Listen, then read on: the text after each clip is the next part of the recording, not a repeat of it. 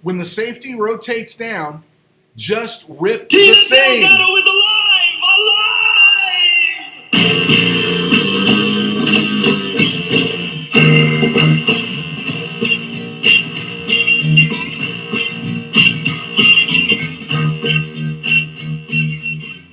From the studios of the Ram Cave in the home of the Camellias, I'm Joe Terosian, and this is FanView, the September 25th, 2025 edition, brought to you by Kistler Law Firm. Injured in an auto accident, need help, got questions? Call Kistler Law at 661-296-6110. I blew that number there, but actually just working, trying to perfect this. I didn't like the download I was getting by broadcasting live. So I'm quick timing this because the intention is for me not to necessarily answer questions, which is what we do for RamView, but just do a quick rundown on sports, a quick rundown of a fan's view of sports, and that's why we call it FanView. So this is our second one, and we're still working our way through. I'm trying quick time player today, seeing how it all works out. And we're a minute 13 in, and it looks like, hey, we got things going here. All right, let's get this started here. I love using the Brady opening. Safety rotates down, just rip the seam. So we might as well just rip the seam as we start the show. Let me ask you this. If you get up early in the morning, you're doing your workouts, I don't like necessarily always put on the news, but I usually put on Fox Sports 1, and I found myself semi enjoying Breakfast Ball that was on for most of this year when they bounced Skip Bayless from Fox Sports 1, and then they bounced Breakfast Ball for Barstool Sports. Has anybody sat through Barstool Sports? That has to be the least entertaining of any sports show I've ever seen.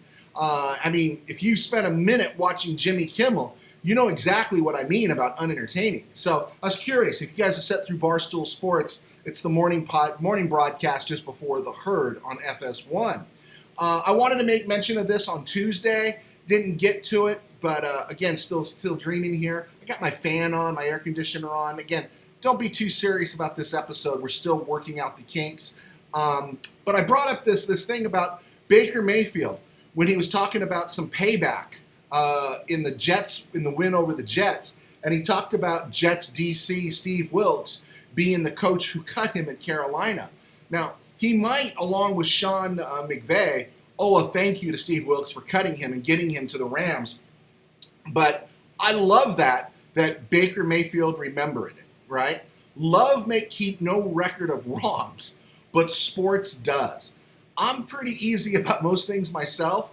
You know, some will say my nose is too big, my ears are pointed, and that I don't really qualify for manhood since I have a vertical leap of about 8 inches, or had a vertical leap of 8 inches. But roll your eyes at me, tell me I can't, mock me, give me the tisk, and I might forgive you, but I will never forget that moment. And I identified so much with Baker Mayfield, just sticking that little jab in there about Steve Wilkes being the coach that cut him.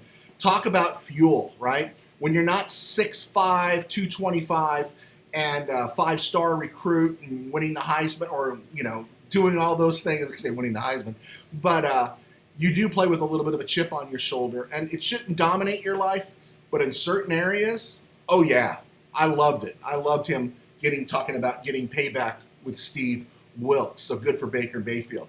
Glancing around sports, my MLB season I backed off has coincided with the Mets collapse here in the second half. It's been brutal to watch. Last night was worse. I got a friend out in Missouri, Steeler fan Rob, who keeps giving me a hard time. Dodgers clinched today. But this is something that's really funny. Has there ever been less fanfare about a player hitting 60 home runs in a season like Seattle's Cal Raleigh, right? A home run chase. I mean, everyone can dismiss Sosa, McGuire, and Bonds. I get it, right? And I think Aaron Judd hit, 62 a few years ago. But Raleigh's a catcher. I know he's on my fantasy team, and he kept my fantasy team from sinking any lower than 6th place this year.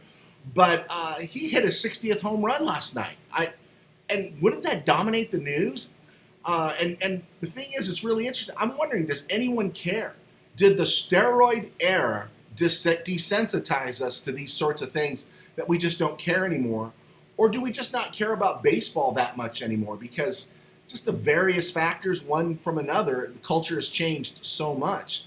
Yeah, I don't know. I'd be curious what you guys think about that one. Also, last ad baseball. Well, second to last ad baseball. Dodgers clinched. They're happy. Good for them.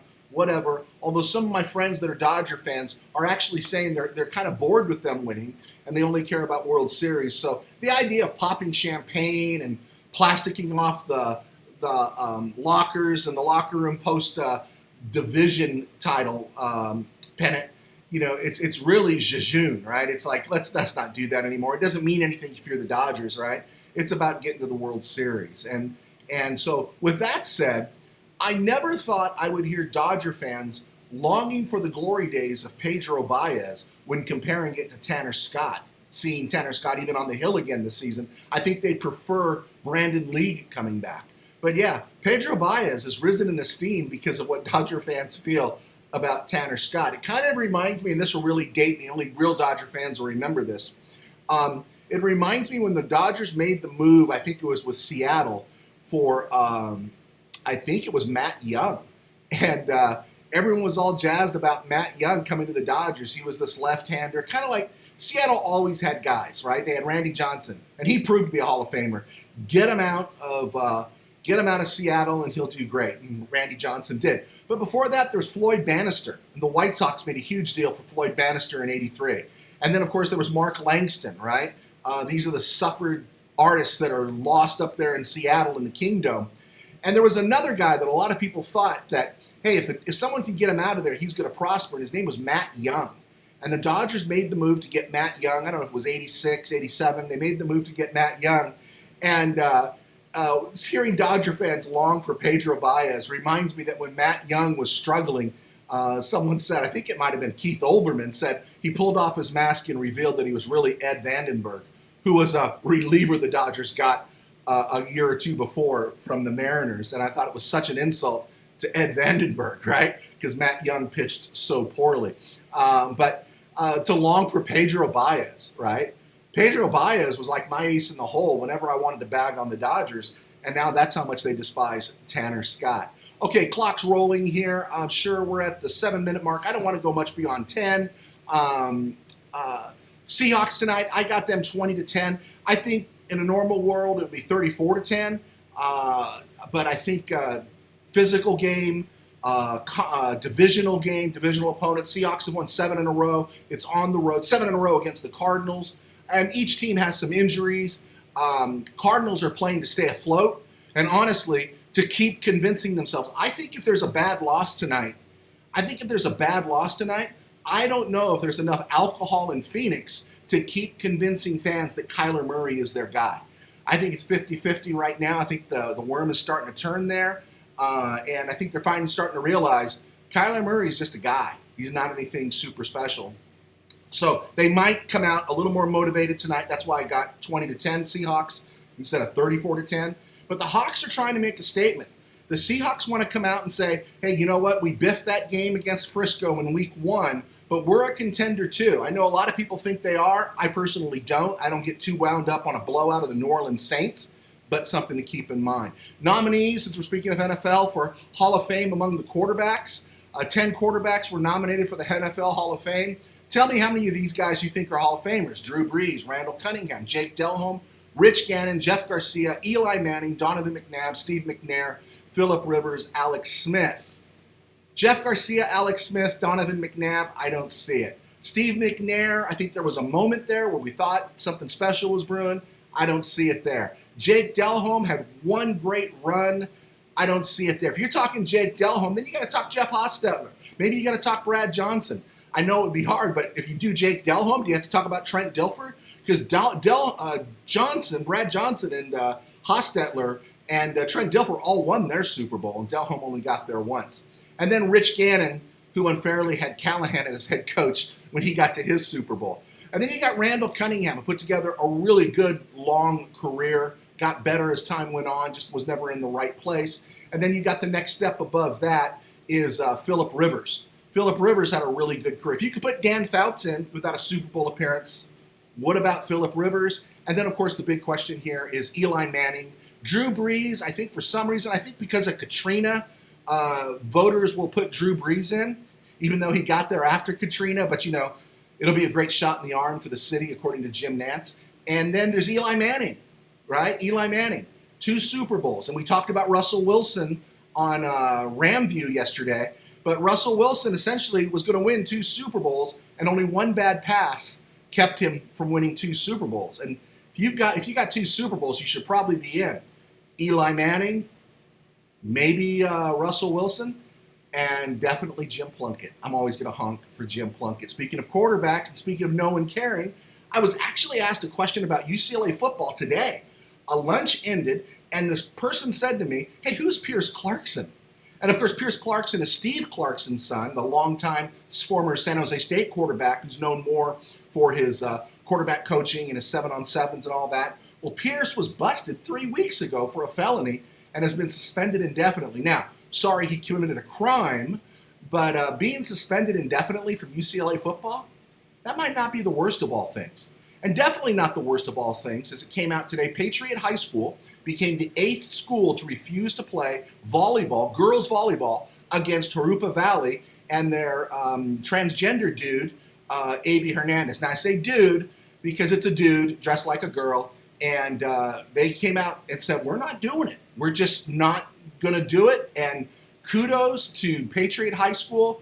And you find out who the real frauds are in care about women in sports when they allow this stuff to happen. So shut this dude down, and more importantly, help the kid to go find out what he was born as, and then really fire all the educators and all the affirmers who actually have not only hurt the other girls in volleyball, but have really hurt this kid, A.B. Hernandez. I wish him nothing but wellness and happiness in life, and he's not going to find it if he's listening to the people who are currently giving him advice. And finally, as we wrap up here at the 12:05 mark, I'm really happy to stay.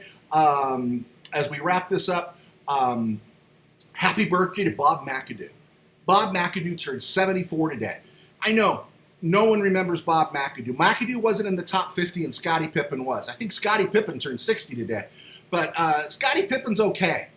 But Bob McAdoo was definitely one of the top 50 of all time. If you saw him play in the early 70s and throughout, and then his career took a wane. He got traded from the Buffalo Braves, which is the Clippers now, so it lets you know about ownership. He got traded from there to New York, to Detroit, and his career looked like it was over. And Jerry West went and signed him, and the Lakers got him for $81-82. It was 81-82, and they got him at 82-83, and then in 84-85 he won his second title with the Lakers, and then he was a free agent. He moved on to, I think he ended up in Philly, and he definitely went to Italy for a while. But he got 2 rings with the Lakers, and I'll never forget when the Lakers beat Philly in 82. They interviewed Norm Nixon there in the locker room, and because McAdoo had a key block on a breakaway by Dr. J, and Norm Nixon looks at the camera and says, "Mac can do," and McAdoo was pretty special. McAdoo was special, and it was genius having him as a backup to Kareem Abdul-Jabbar. Just a great move by the Lakers.